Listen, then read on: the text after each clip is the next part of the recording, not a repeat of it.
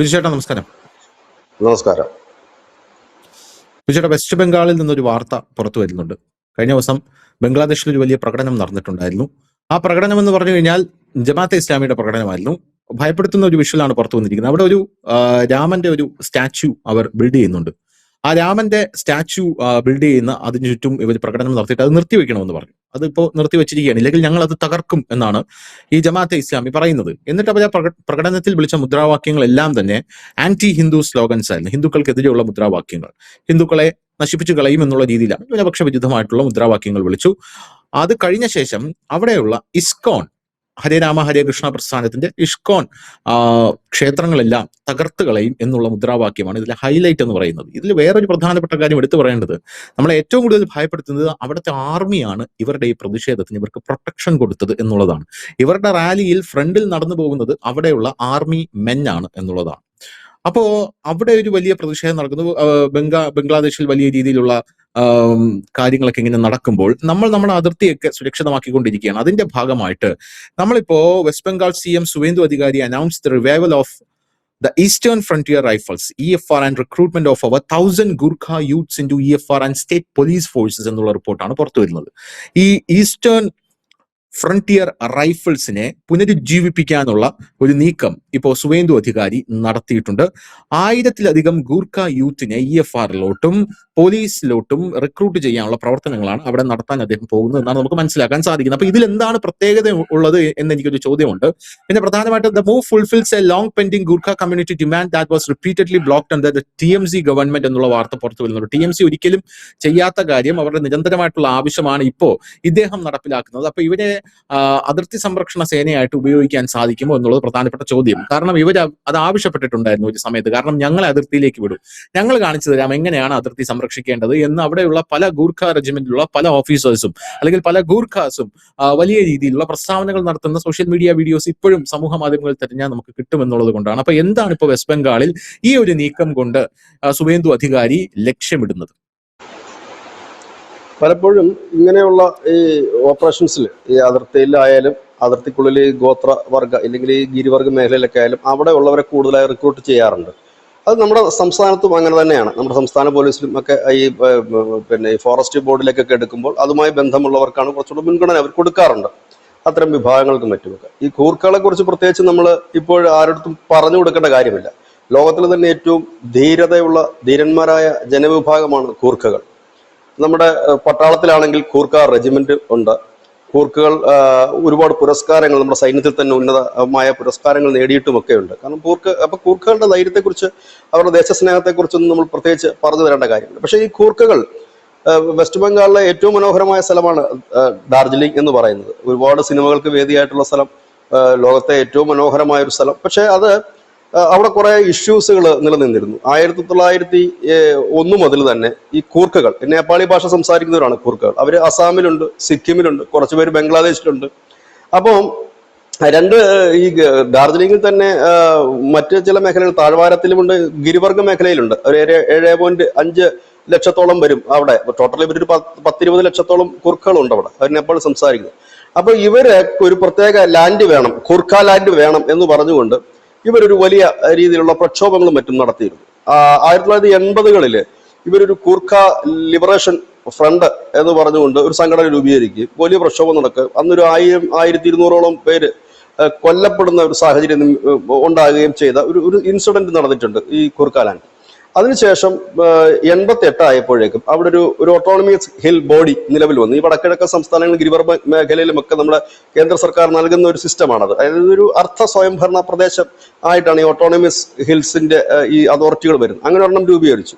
പക്ഷെ അവിടെ നിന്നും അവർ തൃപ്തരായില്ല. അതിനുശേഷം അവർ കൂർക്ക ജനമുക്തി മോർച്ച എന്ന് പറഞ്ഞ രാഷ്ട്രീയ പാർട്ടി രൂപീകരിച്ചു. ആദ്യകാലത്ത് മമതയോടൊപ്പം നിന്നിരുന്നു, പിന്നീട് മമതയുമായിട്ട് അവർ തെറ്റിപ്പിരിയുക മാത്രമല്ല, BJP അടുക്കുകയും കഴിഞ്ഞ നിയമസഭാ തെരഞ്ഞെടുപ്പ്, ഈ നിയമസഭാ തെരഞ്ഞെടുപ്പിൽ, അതിന് മുൻപത്തെ നിയമസഭാ തെരഞ്ഞെടുപ്പിന് ഇവര് BJP-യോടൊപ്പം നിൽക്കുകയും അവിടെ ഈ ഡാർജിലിംഗ് മേഖലയിലെ ചില സീറ്റുകളൊക്കെ BJP-ക്ക് നേടാൻ സഹായിക്കുകയും ഒക്കെ ചെയ്തു. ഇത്തവണ അമിത്ഷാ ഇലക്ഷന് മുമ്പ് തന്നെ ഇവരുമായി ചർച്ച നടത്തുകയും നിങ്ങൾക്ക് ഒരു ടെറിട്ടോറിയൽ വിങ്, അതായത് ഇവർക്കൂടെ കുറച്ചുകൂടെ സ്വയംഭരണാവകാശം, കാരണം ഇവര് നേപ്പാളി ഭാഷ സംസാരിക്കുന്നവരാണ്. അപ്പൊ നേപ്പാളി ഭാഷ സംസാരിക്കുന്നത് ആയതുകൊണ്ട് തന്നെയും, അതുമാത്രമല്ല കുർസിയോൺ, മിർക്കി തുടങ്ങിയ മേഖലകളിലൊക്കെ തന്നെ ഇവര് വലിയ രീതിയിൽ തന്നെ ഉണ്ട്. അതുപോലെ തന്നെ ഈ ബംഗ്ലാദേശിലേക്ക് പോവുകയാണെങ്കിൽ ചിറ്റഗോങ്, അതായത് ഈ പറയുന്ന ഡാർജിലിംഗിനുമായി ബോർഡർ പങ്കിടുന്ന സ്ഥലമാണ് ചിറ്റഗോങ്. ചിറ്റഗോങ്ങിലാണ് ബംഗ്ലാദേശിനെ സംബന്ധിച്ച് ഏറ്റവും കൂടുതൽ ഹൈന്ദവ ഭൂരിപക്ഷമുള്ള ബുദ്ധ ഇല്ലെങ്കിൽ ഹിന്ദു, അതുപോലെ ഇസ്കോണിന്റെ ഏറ്റവും കൂടുതൽ വിശ്വാസികളുള്ള ഒരു ഇടമാണ് ചിറ്റഗോങ് എന്ന് പറയുന്നത്. അവിടെ നിന്നാണ് നമ്മുടെ ചിന്മയ ദാസ് സ്വാമിയൊക്കെ അറസ്റ്റ് ചെയ്തുകൊണ്ട് പോകുന്ന ഒരു സാഹചര്യമൊക്കെ ചിറ്റഗോങ്ങിൽ വെച്ചായിരുന്നു. ചിറ്റഗോങ്ങിലാണ് പലപ്പോഴും പ്രക്ഷോഭങ്ങൾ അതിൽ കിടക്കാറുള്ളത്. ഏതാണ്ട് 35% ഹിന്ദുക്കളുടെ സ്ഥലമാണ് ചിറ്റഗോങ്.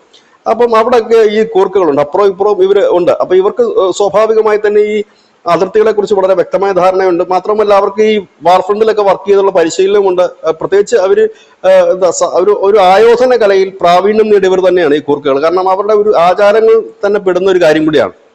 ഇവിടെയാണ് ഈ പിന്നീട് ഇവരെ അടിച്ചൊതുക്കുന്ന കാഴ്ചയാണ് കണ്ടത്. മമതാ ബാനർജിക്ക് ഒരു രീതി ഉണ്ടായിരുന്നല്ലോ, തനിക്കെതിരെ ആര് തലപൊക്കിയാലും അവരെ ഇല്ലായ്മ ചെയ്യുക എന്നുള്ളത്. അങ്ങനെ ഇവരെ ഇല്ലായ്മ ചെയ്യുകയും പിന്നീട് BJP സർക്കാർ ഇവരെ ചേർത്ത് പിടിക്കുകയും ചെയ്തിരുന്ന ഒരു ചരിത്രം നമുക്കുണ്ട്. അങ്ങനെ ഈ അമിത്ഷായാണ് ഇവർക്ക് ഇപ്പോൾ വന്നിരിക്കുന്ന ഒരു അവരുടെ പേര് കൂർഖാലാൻഡ് ടെറിട്ടോറിയൽ അഡ്മിനിസ്ട്രേറ്റീവ് എന്ന് പറഞ്ഞിട്ട് ഒരു സമിതി അമിത്ഷാ 2014 കൂടി രൂപീകരിക്കുക, അതിന് പ്രവർത്തനം നടത്തുകയൊക്കെ ചെയ്തു. അവരുടെ ആവശ്യം അതിൽ നിന്ന് അവർ പിന്നോട്ട് പോയി. പ്രത്യേക കൂർഖാലാൻഡ് വേണമെന്ന് അവർക്ക് ഇപ്പൊ ഇല്ല. അവരുടെ ഡിമാൻഡ് എന്ന് വെച്ച് കഴിഞ്ഞാൽ അവർ ഗിരിവർഗ മേഖലയാണ്. മറ്റ് അസമിലും സിക്കിമിലും മറ്റ് വടക്കിഴക്ക് സംസ്ഥാനങ്ങളിലും ഗിരിവർഗ മേഖലയിലുള്ളവർക്ക് ചെയ്യുന്നത് പോലെ ഒരു ഓട്ടോണമസ് ഒരു ഹിൽ ബോഡി രൂപീകരിക്കുക, ഒരു സ്വയം ഭരണാധികാരമുള്ള ബോഡി. പക്ഷെ അവിടെ സൈന്യത്തെയും മറ്റുള്ളതൊന്നും ചെയ്യാൻ കഴിയില്ല. അവരുടേതായ വികസന പ്രവർത്തനം ഇതായിരുന്നു ചെയ്തിരുന്നത്. പക്ഷെ ഇവരെ കാര്യക്ഷമമായി ഉപയോഗിക്കാൻ പറ്റുന്ന ഒരുപാട് മേഖലകളുണ്ട്. പ്രത്യേകിച്ച് ഈ ഗിരിവർഗ മേഖലയിൽ ബോർഡർ സെക്യൂരിറ്റി ഫോഴ്സ് ആയിട്ടോ അല്ലെങ്കിൽ ബോർഡറിൽ പ്രവർത്തിക്കാൻ, കാരണം ഈ നുഴഞ്ഞുകയറ്റക്കാർ വലിയ രീതിയിൽ തന്നെ ഉണ്ട്.